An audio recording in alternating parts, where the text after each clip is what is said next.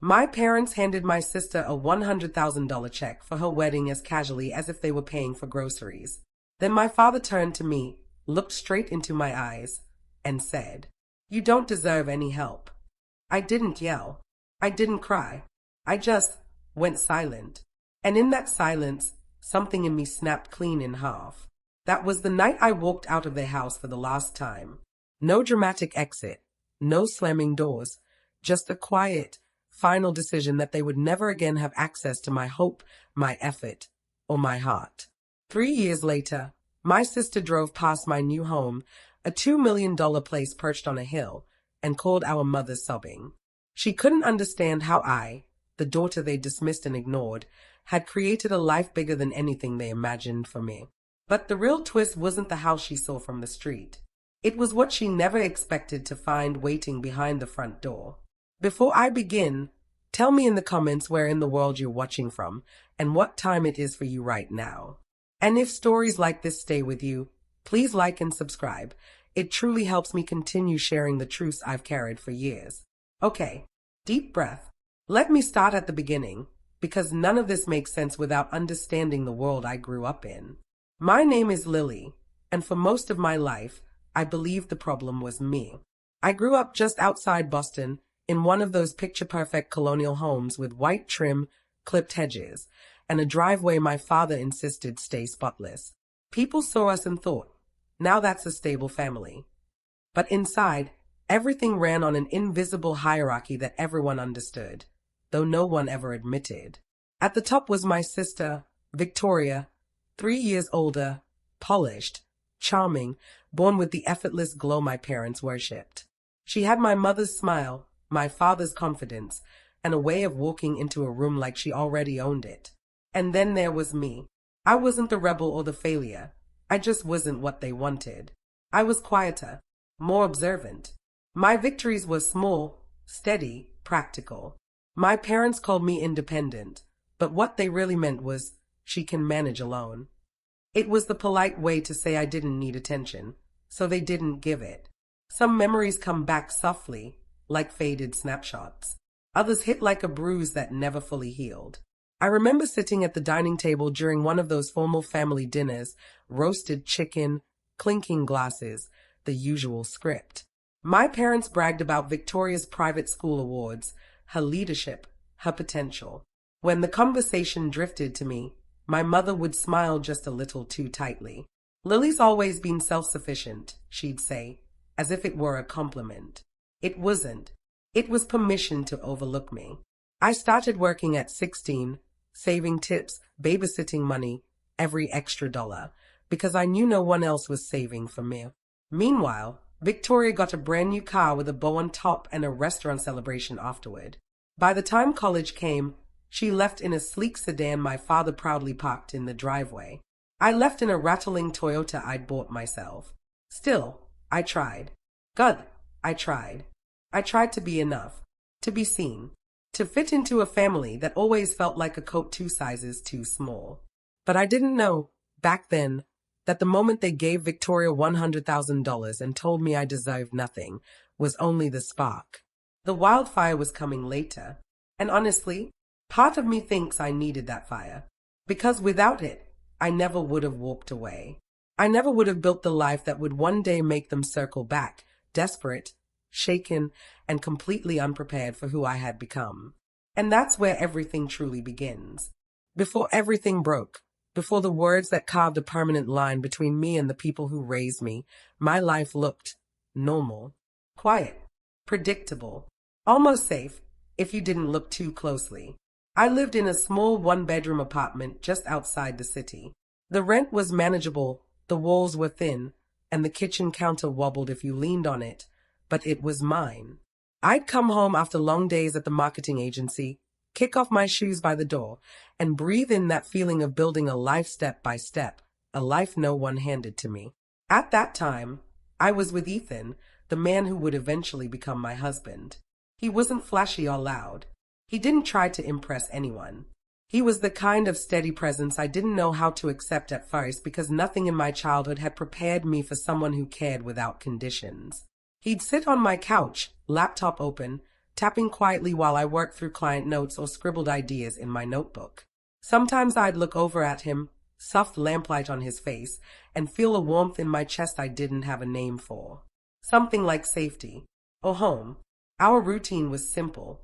Work, dinner, late night walks when the weather wasn't brutal. It wasn't glamorous, but it was ours. And compared to the house I grew up in, it felt like stepping into breathable air. My parents' home was beautiful but suffocating. Every room had rules, spoken or unspoken. Shoes on the mat. Straight posture at dinner. No raising your voice. No asking questions that disrupted the pristine family narrative. They weren't cruel. Not in the obvious ways. Theirs was a quiet, polished distance. The kind that looks elegant from the outside and leaves bruises on the inside. I'd visit maybe once a month. Ethan sometimes came with me, though I could tell he sensed the tension even before the front door opened. My mother would greet him with that carefully measured smile she used for people she didn't approve of but couldn't openly dismiss. "Oh, Ethan," she'd say, "still working in software. That must be interesting." Interesting. A word my mother used the way some people use coasters, to keep her true feelings from staining anything. My father, meanwhile, assessed Ethan the way he assessed his surgical residents. Cool, distant, dissecting him without touching him. Ethan never rose to meet the challenge, never puffed up or shrank back. He stayed himself, calm, warm, unbothered, which almost irritated my father more. During those visits, Victoria's presence filled every corner even when she wasn't there. Her framed photos lined the hallway. Her in Italy, her at her engagement photo shoot, her at the hospital gala with our parents. My mother dusted her pictures with a tenderness I'd never seen directed my way. And I told myself it didn't matter. That I was grown now.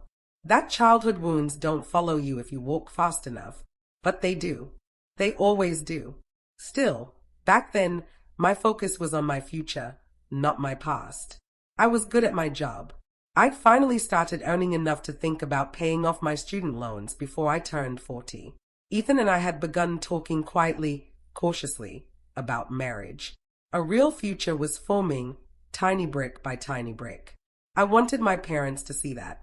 Not because I needed their approval. At least, that's what I told myself, but because some part of me still hoped my success, however small, would soften something in them. That maybe, finally, they'd see me as someone worthy of pride. Looking back now, I realize how naive that hope was. But at the time, I held on to it with both hands. The warning sign came one evening when Ethan and I stopped by my parents' house to drop off a holiday gift. It was simple, a framed photo of us from our first hiking trip together. My mother accepted it, gave a polite nod, then placed it on a side table behind another frame, as if hiding it. A tiny gesture. Quick, barely noticeable, but something in me tightened. My father didn't ask about my job. My mother didn't ask about my life. They asked only about Victoria, her wedding planning, her fiancé, her future. It struck me then like a soft but undeniable tap on the shoulder. No matter how much I grew, they weren't growing with me. I didn't know it yet, but the ground beneath us had already started to crack. And it wouldn't be long before everything finally split open. The moment everything truly shifted didn't look dramatic from the outside. No raised voices, no slammed doors, just a tiny crack in the polished surface of the life my parents tried so hard to curate. It happened on a Sunday, the type of day that usually made me feel grounded. Ethan and I had spent the morning grocery shopping, talking about nothing and everything. We were planning a small, intimate wedding for ourselves. Something simple, something real, something that felt like us. We were excited, nervous, hopeful, but beneath that hope, there was a quiet ache I hadn't admitted to anyone. I wanted my parents to be part of it, or at least, I wanted them to want to be part of it. That afternoon, my phone buzzed. It was my mother. "Dinner this Sunday? Just the four of us. We'd like to talk." The message felt strangely formal, but I told myself it was fine. Maybe they were trying. Maybe this was the moment they'd soften, or open up, or show even a flicker of interest in my life. I showed Ethan the text. He looked at it for a moment, then at me. You okay? Yeah, I said, too quickly. Maybe they want to be more involved. He didn't say anything, but the gentle squeeze of my hand told me he wasn't convinced. Still, we went. My parents' home looked the same as always, tidy, curated, cold in a way you don't notice unless you grew up inside it. When we walked in, my mother greeted us with a smile so tightly stretched it almost looked painful. Come in, she said. Dinner's almost ready. The table was set simply. No special decorations. No warmth. Just the usual formality that felt more like a performance than hospitality. We made small talk, weather, traffic, Ethan's job. Not one question about our engagement. Not even a superficial, polite one. It stung more than I expected. After dinner, we moved to the living room. My father sat in his favorite armchair, the one place just slightly above the couch, so he always looked down at whoever he was speaking to. My mother folded her hands. My father cleared his throat, and something in the room shifted, barely, but enough that my stomach tightened. So, I began softly. We wanted to talk to you both about the wedding. It's going to be small, but we wanted to include you in the planning. Maybe share some ideas together. My father set down his coffee with a small click. And what exactly does that mean? His tone wasn't confused. It was irritated, as if I'd inconvenienced him by asking for the smallest acknowledgement. Ethan leaned forward a little, steady and calm. We're not expecting anything, he said gently. Just thought involving you both would be respectful. My mother exhaled through her nose. Respectful, she repeated. Respectful is following family tradition. Respectful is understanding the expectations of this household. I blinked. What expectations? She glanced toward one of Victoria's framed photos on the wall. Your sister understands how to maintain our family's reputation. She always has. There it was, the comparison. Sharp, predictable, exhausting. I swallowed the lump in my throat. We're not asking for a $100,000 wedding, I said quietly. My father didn't hesitate, not even for a heartbeat. Good, he said, because you won't be receiving a cent. The words hit with a sting I hadn't prepared for. Not because I wanted their money, but because of what it represented. Then came the moment, the sentence that split my life into before and after. My father looked directly at me and said, with surgical precision, "You don't deserve any help." The room went still. My spine, my breath, my heart, all frozen. Not shattered, not broken, just suspended. My mother added softly, "It's for your own good," which somehow made it worse. Everything I'd spent years trying to ignore, the favoritism, the distance, the quiet dismissal, gathered itself into one undeniable truth. They never saw me, and they weren't planning to start now. When Ethan placed a gentle hand on my back, I barely felt it. All I could feel was the truth settling into my bones. This family would never make space for me unless I carved that space myself, with distance. And as we stood to leave, I knew that distance was already forming. I wish I could tell you that leaving that Sunday dinner gave me clarity right away.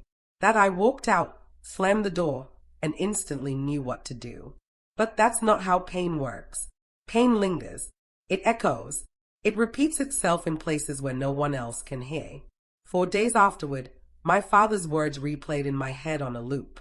You don't deserve any help. It was strange. The sentence didn't make me cry. It didn't even make me angry at first. It just made me numb. Completely, terrifyingly numb. At work, I'd stare at my computer screen and reread the same email 5 times. My coworkers asked if I was feeling sick. Ethan hovered gently around me, not pushing, not probing, just there. One night, as we sat on the couch with the TV on mute, he asked quietly, "Lily, what do you want to do?" I didn't answer, because I didn't know yet. My entire childhood had trained me to adapt, to endure, to swallow disappointment and turn it into fuel. But this was different. This was a truth I couldn't reshape into anything else. And the more I thought about it, the more another realization began to take shape. A slow, heavy one. This wasn't a sudden betrayal. It wasn't new. It was just the first time they'd said it out loud.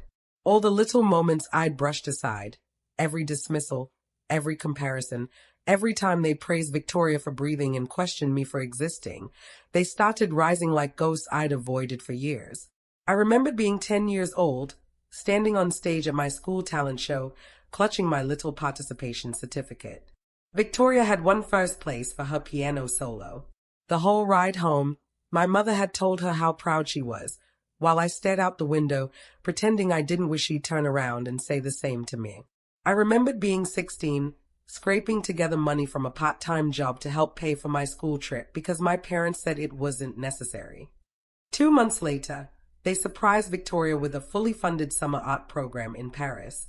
And I remembered college, the financial aid forms I filled out alone, the nights I worked at the library until 2 a.m., the aching certainty that needing less made me worth less in their eyes. I hadn't been independent out of confidence. I'd been independent because I had no other choice. That truth settled into me slowly, painfully, like realizing I'd been holding my breath my entire life. And then came the moment that pushed everything over the edge. A few days after the dinner, I received a text from my mother. Your sister's wedding budget has increased. We're giving her the full $100,000 after all. Thought you should hear it from me. No apology, no awareness, no hesitation. Just the casual announcement that they were investing in one daughter's future while deliberately withholding from the other. I sat on the edge of my bed, phone in hand, heart pounding. A wave of humiliation washed over me, but beneath it was something sharper, something new. Anger, real anger. The kind I'd swallowed for 28 years without even noticing the taste. I didn't respond. I didn't argue. I didn't ask why. Instead, I scrolled up through our old messages, birthdays they'd forgotten, holidays they'd ignored, the few polite texts they'd sent out of obligation rather than care. And for the first time, I saw the pattern with absolute clarity. I had spent my life trying to earn a love that was always conditional. Conditional on being like Victoria. Conditional on reflecting their values. Conditional on belonging to a mold I'd never fit. That night, I sat beside Ethan at the kitchen table and said the words that had been forming in my chest since the moment my father dismissed me. I think I need to cut contact. He didn't ask why. He didn't challenge it. He just nodded slowly. I'll support whatever you need. And something inside me loosened, the first breath after years of holding one in. So I did it. I blocked my parents. I blocked Victoria. And then I removed myself from the family group chat I'd stayed in out of habit, not love. The moment I tapped leave conversation, my body felt like it exhaled for me. It wasn't liberation. Not yet. It was something quieter, the beginning of a life without begging for space in someone else's story. But endings, even quiet ones, always carry an aftershock. And mine was coming. Cutting contact didn't feel like a dramatic act. It felt ordinary, almost strangely gentle. The next morning, I woke up, made coffee, and sat at the kitchen table with Ethan while sunlight filtered through the blinds. My phone sat face down beside me, silent, clean, empty. No group chat notifications. No emotional landmines disguised as check-ins. No reminders that I was the daughter who had learned to live without asking for anything. For the first time in my entire life, I wasn't waiting for their approval. I wasn't bracing for the next comparison. I wasn't shrinking myself to fit their version of who I should be. And in that quiet, I felt something I hadn't felt before. Control. Not the loud kind. Not the dramatic movie scene kind. Just a slow, steady reclaiming of space inside myself. I didn't tell anyone at work about what happened. I didn't make a big announcement. I just shifted. I started volunteering for projects I used to be too timid to ask for. I pitched ideas more confidently. I stopped apologizing before speaking, the way I'd been trained to as a child. 3 months later, I was promoted. 6 months after that, a major tech company reached out asking for me specifically. Not my boss, not my team, me. That moment felt surreal, like stepping into a version of myself I'd been trying to become for years. But it was also the moment I made a decision. If I could succeed within someone else's company, why couldn't I succeed in my own? The thought terrified me. It thrilled me too. I talked to Ethan about it late one night when we were sitting on the couch surrounded by takeout boxes and half-empty soda cans. He listened quietly, then nodded. "You've always had it in you," he said. "Maybe now you finally believe it." So I jumped. I quit my job and launched a digital marketing startup with two co-workers who had become close friends, people who had seen my ideas, valued them, and believed in them long before I did. We rented the cheapest office space we could find, a tiny, drafty room above a coffee shop where the heater rattled all winter. We bought mismatched chairs from a thrift store. We set up whiteboards we found on Facebook Marketplace. It was humble, scrappy, full of possibility. Every day felt like building something out of thin air. Exhausting, exhilarating, completely ours. And through it all, the silence from my parents stretched between us like a forgotten bridge, long, unused, slowly fading into the background. That silence became my clarity. I no longer woke up wondering if they were proud of me. I no longer checked my phone expecting their approval. I no longer tried to prove myself to people who had already decided who I was allowed to be. Instead, I proved myself to myself. But growth, real growth, is never just external. It's internal. And late at night, when exhaustion settled deep in my bones, I'd sometimes wonder, if they called right now, would I answer? The unsettling truth was, maybe. Maybe because part of me still carried the memory of wanting them, of wanting recognition, of wanting to be seen. But want and need are not the same. And the longer I lived without their presence, the more I realized how little I truly needed it. A year into building the company, we landed our first major contract, the kind of deal that could pull us out of survival mode and into real scalability. We signed the papers on a Tuesday afternoon, and I remember staring at the signatures, feeling the weight of every step that had led me here. Every ignored achievement, every quiet dismissal, every moment they had underestimated me. All of it had shaped me, sharpened me, strengthened me. And yet, none of them were here to see it. That realization didn't hurt. It felt liberating. That night, after the small on-paper celebration, Ethan took me to our apartment balcony. We stood under the city lights, his arm around my waist, the air crisp and clean. "I want to build a life with you," he said softly, "one that doesn't hurt." I nodded, tears stinging my eyes, not from sadness, but from a sense of acceptance I'd never known before. We got engaged that night. Just us. No audience. No approval required. And as our business grew, as our savings grew, as our confidence grew, so did the quiet certainty that I had stepped into a version of myself my parents never believed I could become. But that was the thing about walking away from old wounds. Eventually, the people who cause them notice your absence.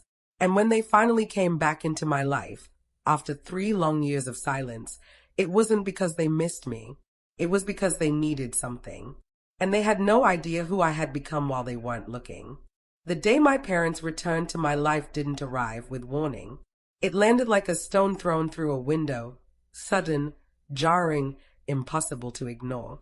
It began with a text from my neighbor, Sophia, early on a Saturday morning. "Hey, was that your sister driving past your house?" I froze mid-sip of my coffee. My sister hadn't seen my home before. She didn't even know my new last name after I married Ethan. I stared at the message, unsure what to reply. Before I could type anything, Sophia sent another text. She stopped across the street, just sat there staring, then sped off. My stomach tightened. 3 years of silence, complete silence, and suddenly she was circling my neighborhood like a ghost from a life I'd buried. I didn't tell Ethan right away. I needed a moment to process the shock twisting through my chest. But that moment didn't last long, because that afternoon, my phone rang. A number I hadn't seen since the night my father told me I didn't deserve help. My mother. For a moment, I considered letting it ring to voicemail. But curiosity, or maybe closure, won. "Hello," I said, voice steady. "Lily," she breathed, as if speaking my name took effort. "Sweetheart, we think it's time we talked." I didn't say anything. She continued, voice trembling around rehearsed softness. Victoria mentioned she was in your neighborhood. She saw your home. She said it. She paused. She didn't say beautiful. She didn't say proud of you. She said nothing at all. Instead, she added, we'd love to visit, rebuild, start fresh. There it was, the real reason, the only reason. I didn't raise my voice. I didn't accuse her. I simply said, this Saturday, 2 o'clock. When I hung up, Ethan looked at me, brows furrowed. You ready for this? No, I admitted, but I'm done running from ghosts. Saturday arrived too bright, too calm, the kind of day that feels staged for something explosive. We laid out coffee and pastries on the patio. Not kindness, just courtesy. No emotional warmth. No invitation into my life. Just a controlled space where I decided how close they were allowed to stand. At 1:58 p.m., security called. A family of 3 for you, Mrs. Hartman. They arrived in a black sedan. My father stepped out first, stiff shoulders, tight jaw. My mother followed, smiling too wide, eyes scanning every inch of my property. And then Victoria, noticeably smaller than I remembered, clutching her purse like it held her last shred of confidence. I opened the door. Come in. My mother's gaze swept the foyer. Your home is lovely. I didn't thank her. Let's sit outside. We walked to the patio. Sunlight bounced off the glass railing. Ethan stood nearby, silent but steady, a presence they couldn't ignore. My father spoke first. Lily, we're glad you agreed to see us. It's been too long. You chose the silence, I said. His jaw flexed. Then my mother jumped in. Families make mistakes. But we're here now. We want to reconnect. I held her gaze. Why now? She blinked, stuttered, failed to form a sentence. So my father delivered the truth. We're facing financial difficulties. There it was, clean, sharp, predictable. He continued, voice tight. The malpractice settlement cost more than expected. I'm consulting now, but rebuilding my name takes time. My mother leaned forward. And Andrew's startup, with the right investor, it could take off. We thought, she forced a smile. We thought maybe you could help. My sister finally spoke, voice small. Lily, please. We didn't know things would get this bad. I nodded slowly. So that's why you're here. My mother exhaled in relief, mistaking my calm for agreement. We knew you'd understand. Family supports family, just like we supported Victoria. A sharp, ringing clarity cut through me. I stood. I'm not giving you money. 3 faces froze. Not for the lawsuit. Not for Andrew's venture. Not for anything. My father rose slightly from his chair. After everything we gave you. You gave me expectations I couldn't meet, I said. A lifetime of comparisons. A lesson to survive alone. Victoria's eyes filled. But we're family. I looked at her, really looked, and softened only slightly. I'll set up an education fund for your baby. Your child deserves better than the system we grew up in. My father snapped. You think you can dictate terms? I'm not dictating, I said. I'm setting boundaries. I stepped back, signaling the end. You came for money. You're leaving with clarity. You don't have access to me anymore. Not my resources, not my time, not my peace. My mother's voice shook. You'll regret this when we're gone. I shook my head. I regretted chasing your love for years. I'm done regretting things that keep me small. Ethan opened the door. One by one, they walked past him. My father, furious. My mother, stunned. Victoria, lingering just long enough to whisper, "Thank you for the fund." Then they were gone, and I felt something I'd never felt before in my entire life. Power without pain. After they drove away, the house felt impossibly quiet. Not empty, just still, like a space finally allowed to breathe after years of holding itself tight. I stood on the patio for a long time, hands resting on the railing, watching the sunlight fade over the hills. My heart wasn't racing. My palms weren't sweating. There was no tremor in my voice or heat in my chest. The storm had already passed, and what remained was something softer, steadier, almost unfamiliar. Peace, not the fragile kind I used to chase, the kind that depended on someone else's mood or approval. This was different. This was peace that belonged to me. Ethan stepped outside a few minutes later, moving quietly as if he wasn't sure whether to comfort me or let me be. He slipped an arm around my waist, and I leaned into him without thinking. "You did great," he murmured. I let out a breath I didn't know I'd been holding. "I'm not shaking," I said, surprised. "That's because you already did the hardest part," he replied. "You healed before they ever showed up." We stood like that for a while, two silhouettes against the setting sun, and for the first time in my life, the past didn't feel like a chain. It felt like a chapter, something finished, something that couldn't touch who I had become. The next few days moved slowly, gently. I waited for the guilt to hit me, but it didn't. I waited for regret to sink in, but it never came. Instead, life resumed in the softest, most ordinary ways. White picked up again. Our team celebrated another contract with donuts and cheap champagne. The office heater rattled like always. The whiteboard was full of scribbles and crossed-out ideas.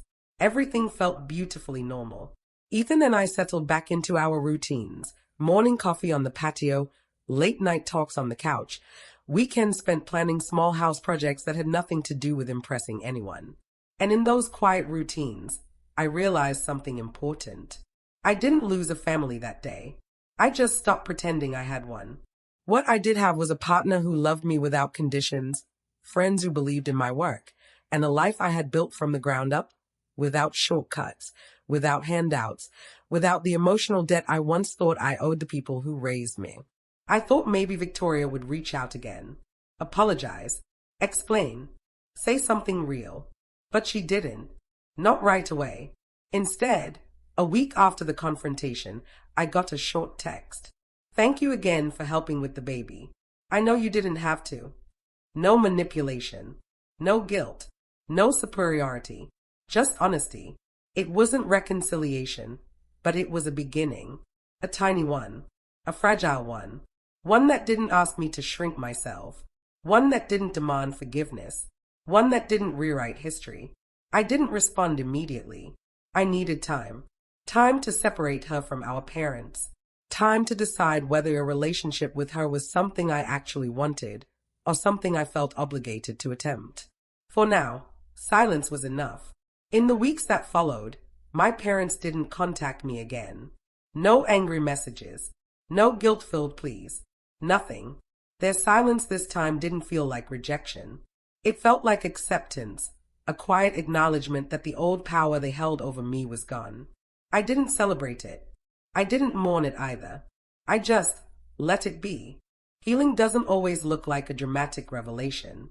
Sometimes it looks like sipping coffee on a quiet morning and realizing nothing inside you hurts anymore. Sometimes it looks like waking up without checking your phone for conflict. Sometimes it looks like standing in your own kitchen, in your own home, in your own life, and thinking, "I built this. I survived that. And I don't have to go back." One evening, I walked out onto the patio alone. The air was cool, the sky streaked with soft gold. The hills stretched out calmly in every direction.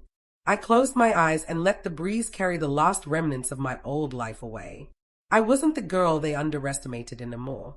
I wasn't the daughter who begged for scraps of praise. I wasn't the shadow standing behind my sister's spotlight. I was someone I chose to become. And in that moment, the only thing I felt was freedom. Soft, steady, earned freedom. In the months that followed, something unexpected happened. Not loudly, not suddenly, just quietly, in the way healing often does. Life became softer, not easier, because building a business, maintaining a home, and learning to trust peace after years of emotional turbulence is its own kind of wake, but softer. Like the edges of everything weren't cutting me anymore. Some mornings I'd step out onto the patio with my coffee and look at the hills stretching beyond our home. They always looked calm, unmoved by everything humans ruin and rebuild. Standing there, I would think about how close I came to shrinking my life to fit inside the tiny box my parents built for me. If I had stayed, if I had kept chasing approval, if I had swallowed that final insult and pretended it didn't hurt, my entire future would have been shaped by the version of me they preferred, the quieter one, the smaller one, the one who knew how to vanish when necessary. But walking away, that was the moment everything changed. Not because vengeance is powerful, not because success is the best revenge, but because peace is something toxic people can never touch unless you open the door for them. And I had finally, truly, closed it. Sometimes I still think about my sister, not with bitterness, not anymore, but with something closer to distance and curiosity. She sends an occasional message now, always short, always polite, never demanding anything. I think she's slowly realizing that our parents' version of love wasn't something either of us benefited from. She was praised, yes. Elevated, yes. But loved in a healthy way. I'm not sure she ever was. I don't know what the future holds for us. Maybe one day we'll rebuild something. Maybe we won't. And maybe the truth is that the bond we deserved never existed in the first place. We were just two daughters raised in the same house, but treated like residents of two different planets. As for my parents, I don't carry hatred for them, and that surprises people sometimes. But hatred ties you to someone just as tightly as love, and I don't want to be tied to them anymore. Their choices shaped me, yes. Their favoritism wounded me, yes. But their absence from my life now is not a wound, it's a boundary. A clean one, a permanent one. And that boundary made space for everything else that came after. My relationship with Ethan. My friendships, my career, my home, my peace. I used to believe family was defined by blood. But blood doesn't guarantee safety. Blood doesn't guarantee kindness. Blood doesn't guarantee loyalty. Family is defined by who shows up with love that doesn't require you to earn it. Ethan showed up. My friends showed up. My team showed up. And most importantly, I finally showed up for myself. Looking back now, if I could speak to the younger version of me, the girl sitting at the edge of her bed, staring at a phone full of messages that made her feel small, I would tell her this. One day, you'll build a life so full and steady that you won't even recognize the part of yourself that once begged for crumbs of approval. One day, you'll realize that being overlooked doesn't mean you are unworthy. It means you were never meant to find your worth in the eyes that refuse to see you. And most importantly, one day, you'll understand that peace is the real revenge and healing is the real victory.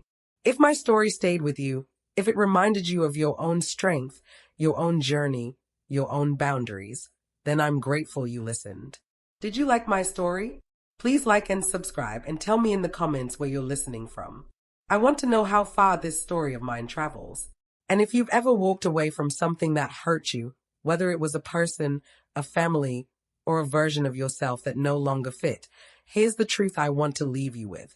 You are allowed to choose peace over approval. You are allowed to build a bigger life than the one you were handed. And you are allowed to walk forward without looking back. Because the life waiting for you on the other side of heartbreak might just be the life you were meant to live all along.